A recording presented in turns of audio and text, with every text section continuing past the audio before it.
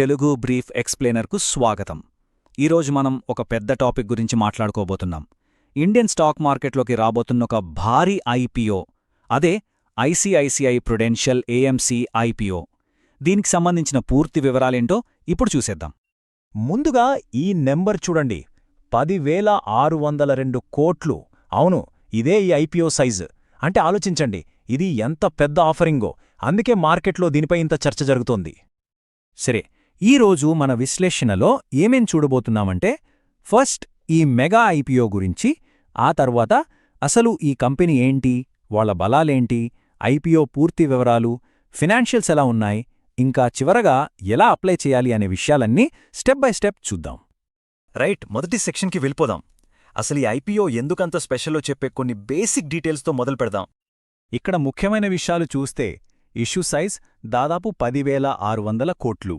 ఇది పూర్తిగా offer for sale, అంటే ఈ డబ్బులు కంపెనీకి వెళ్లవు, ప్రస్తుతం వాటాలమ్ముతున్న ప్రమోటర్లకు వెళ్తాయన్నమాట.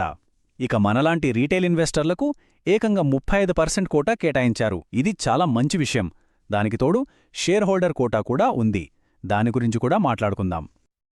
ఓకే, ఏ కంపెనీలోనైనా ఇన్వెస్ట్ చేసే ముందు అది ఏం చేస్తుందో తెలుసుకోవడం చాలా ముఖ్యం కదా.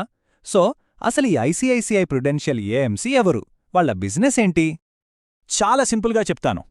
అసెట్ మేనేజ్మెంట్ కంపెనీ లేదా ఏఎంసీ అంటే మనలాంటి చాలామంది దగ్గర్నుంచి డబ్బులు తీసుకొని వాటన్నిటినీ కలిపి స్టాక్స్, బాండ్స్ లాంటి వాటిలో ఇన్వెస్ట్ చేసే ఒక సంస్థ. మనం రెగ్యులర్గా వినే మ్యూచువల్ ఫండ్స్ మేనేజ్ చేసేది ఈ కంపెనీలే అన్నమాట. ఏ కంపెనీ కేవలం మ్యూచువల్ ఫండ్స్ మాత్రమే కాదు, ఇంకా చాలా రకాల సేవలు అందిస్తుంది. ఈక్విటీ, డెట్, ఇండెక్స్ ఫండ్స్ లాంటి రకరకాల మ్యూచువల్ ఫండ్స్ ఉన్నాయి. దాంతోపాటు ఎక్కువ డబ్బులు ఇన్వెస్ట్ చేసే వాళ్లకోసం పోర్ట్ఫోలియో మేనేజ్మెంట్ సర్వీసెస్ అంటే పిఎంఎస్, ఇంకా ఏఐఎఫ్ లాంటివి కూడా వీళ్లు మేనేజ్ చేస్తారు. కంపెనీ బిజినెస్ గురించి మనకు ఒక ఐడియా వచ్చింది. మరి ఈ ఫీల్డ్లో వీళ్లని బలంగా నిలబెడుతున్న అంశాలేంటి? అవే కదా మన ఇన్వెస్ట్మెంట్ నిర్ణయాన్ని ప్రభావితం చేసేది. అవేంటో చూద్దాం. వీళ్ల అతిపెద్ద బలమేంటంటే మార్కెట్ లీడర్షిప్. యాక్టివ్గా మేనేజ్ చేసే మ్యూచువల్ ఫండ్స్లో వీళ్లు ఇండియాలో నంబర్ 1. అంటే ఆస్తుల నిర్వహణలో వీళ్లే టాప్. ఈ లీడర్షిప్ వల్ల బ్రాండ్ మీద నమ్మకం పెరుగుతుంది, కొత్త ఇన్వెస్టర్లను ఈజీగా అట్రాక్ట్ చేయగలరు. ఇంకో విషయం ఏంటంటే, వీళ్లు కేవలం పెద్ద పెద్ద సంస్థల మీద మాత్రమే ఆధారపడరు. దేశవ్యాప్తంగా లక్షలాది మంది చిన్న ఇన్వెస్టర్లతో, అంటే మనలాంటి వాళ్లతో వీళ్ళకి చాలా బలమైన నెట్వర్క్ ఉంది. ఇది కంపెనీకి ఒక రకమైన స్టెబిలిటీనిస్తుంది. వాళ్ల దగ్గర ఉన్న ప్రోడక్ట్స్ కూడా చాలా రకాలుగా ఉంటాయి. ఈక్విటీ, డెట్, హైబ్రిడ్, ఇలా రకరకాల ఇన్వెస్టర్ల అవసరాలకు తగ్గట్టుగా ఫండ్సున్నాయి. దీనివల్ల ఏంటంటే, ఒకవేళ స్టాక్ మార్కెట్ సరిగా లేకపోయినా డెట్ మార్కెట్ నుంచొచ్చే ఆదాయం బిజినెస్ను బ్యాలెన్స్ చేస్తుంది. ఇది రిస్క్ను తగ్గించడంలో హెల్ప్ అవుతుంది. వీళ్ల డిస్ట్రిబ్యూషన్ నెట్వర్క్ కూడా చాలా పెద్ద బలం. దేశవ్యాప్తంగా ఏకంగా 272 ఆఫీసులున్నాయి. అంటే పెద్ద సిటీలే కాదు, చిన్న చిన్న పట్టణాల్లో ఉన్న ఇన్వెస్టర్ల కూడా వీళ్లు అందుబాటులో ఉన్నారు. ఈ ఫిజికల్ ప్రెజెన్స్ అనేది బిజినెస్ పెరగడానికి చాలా ఉపయోగపడుతుంది. ఇక చివరిగా వీళ్ల ట్రాక్ రికార్డ్. కంపెనీ చాలా కాలంగా స్థిరంగా ఎదుగుతోంది. కేవలం బిజినెస్ను పెంచడమే కాదు, మంచి లాభాలతో నడపడంలో కూడా వీళ్లు సక్సెస్ అయ్యారు. ఆ నంబర్స్ ఎలా ఉన్నాయో మనం తర్వాతి సెక్షన్లో వివరంగా చూద్దాం. ఓకే, ఇప్పుడు చాలా ముఖ్యమైన సెక్షన్కు వచ్చేశాం.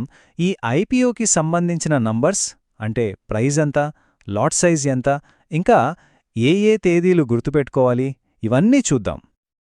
ఐపీఓ ప్రైస్ బ్యాండ్ వచ్చేసి ఒక్కో షేరుకు 2,061 రూపాయల నుండి 2,165 రూపాయలుగా ఫిక్స్ చేశారు.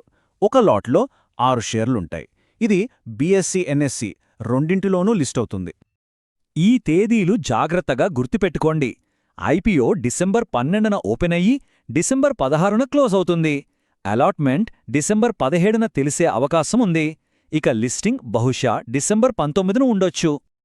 ఇక అలాట్మెంట్ విషయానికి వస్తే, పెద్ద సంస్థాగత ఇన్వెస్టర్లకు అంటే క్యూఐబీలకు 50%, సంపన్న ఇన్వెస్టర్లకు 15%, ఇంకా మనలాంటి రీటైల్ ఇన్వెస్టర్లకు 35% కోటా ఉంది. 35% రీటైల్ కోటా ఉండటం నిజంగా చాలా మంచి విషయం. దీనివల్ల అలాట్మెంట్ ఛాన్సెస్ కొంచెం మెరుగ్గా ఉంటాయి. ఇక్కడొక స్పెషల్ పాయింట్ ఉంది, అదే షేర్ హోల్డర్ కోటా. ఎవరైతే డిసెంబర్ 4వ తేదీ నాటికి వాళ్ళ డీమ్యాట్ అకౌంట్లో ఐసిఐసిఐ బ్యాంక్ షేర్లు కలిగి ఉన్నారో వాళ్ళు ఈ కోటా కింద అప్లై చేసుకోవచ్చు. దీనివల్ల లాభమేంటంటే వాళ్ళు రీటైల్ కేటగిరీలో ఒకటి, షేర్ హోల్డర్ కోటాలో ఒకటి, ఇలా 2 అప్లికేషన్లు పెట్టుకోవచ్చు. ఇది అలాట్మెంట్ అవకాశాలను ఇంకాస్త పెంచుతుంది. ఏ కంపెనీకైనా దాని ఫినాన్షియల్ హెల్త్ చాలా ముఖ్యం కదా. సో ఇప్పుడు ఐసిఐసిఐ ప్రుడెన్షియల్ ఏఎంసీ ఆర్థిక లెక్కలు ఎలా ఉన్నాయో, వాళ్ల గ్రోత్ ఎలా ఉందో ఒకసారి చూద్దాం. ఇప్పుడు మనం చూడబోయే నంబర్స్ను విశ్లేషించే ముందు ఒక్కసారి కంప్లీట్ ఫైనాన్షియల్ స్టేట్మెంట్ను చూడండి. ఇది కంపెనీ ఆదాయం, లాభాలు, ఆస్తులు అన్నింటిపై మనకు ఒక పూర్తి అవగాహన ఇస్తుంది. చూడండి, కంపెనీ మొత్తం ఆదాయం గత ఆర్థిక సంవత్సరంతో పోలిస్తే ఈ సంవత్సరం ఏకంగా 32% పెరిగింది. ఇది చాలా బలమైన వృద్ధి అని చెప్పాలి. ఆదాయం పెరగడమే కాదు, లాభాలు కూడా అంతే బలంగా పెరిగాయి. పన్నులు కట్టాక మిగిలిన నికర లాభం 29% పెరిగింది. ఇది కంపెనీ చాలా లాభదాయకంగా నడుస్తోందని చూపిస్తుంది. ఇది ఇన్వెస్టర్లకు చాలా పాజిటివ్ సైన్. సరే, కంపెనీ బలాలు, ఫైనాన్షియల్స్ అన్నీ చూశాం కదా. ఇప్పుడు అసలు ఈ ఐపీఓకి ఎలా అప్లై చెయ్యాలి, ఇంకా మనం ఫైనల్గా గుర్తుపెట్టుకోవాల్సిన ముఖ్యమైన పాయింట్స్ ఏంటో చూద్దాం. రీటైల్ ఇన్వెస్టర్లు మినిమం 1 లాట్కి అప్లై చేయాలి. 1 లాట్ అంటే 6 షేర్లు. దీనికి కట్ ఆఫ్ ప్రైస్ ప్రకారం 12,990 రూపాయలు అవుతుంది. ఇక మాక్సిమం 15 లాట్ల వరకు అప్లై చేసుకోవచ్చు. దానికి సుమారుగా 1,94,850 రూపాయలు అవసరం అవుతుంది. సరే, ఈ మొత్తం విశ్లేషణను ముగించే ముందు మనం గుర్తుపెట్టుకోవాల్సిన మెయిన్ పాయింట్స్ ఒక్కసారి చూద్దాం. ఇది ఇండియాలోనే అతిపెద్ద ఏఎంసీ నుంచి వస్తున్న ఒక భారీ ఐపీఓ. కంపెనీ ఫినాన్షియల్స్ చాలా స్ట్రాంగ్గా ఉన్నాయి. రీటైల్ ఇన్వెస్టర్లకు 35% కోటా ఉంది.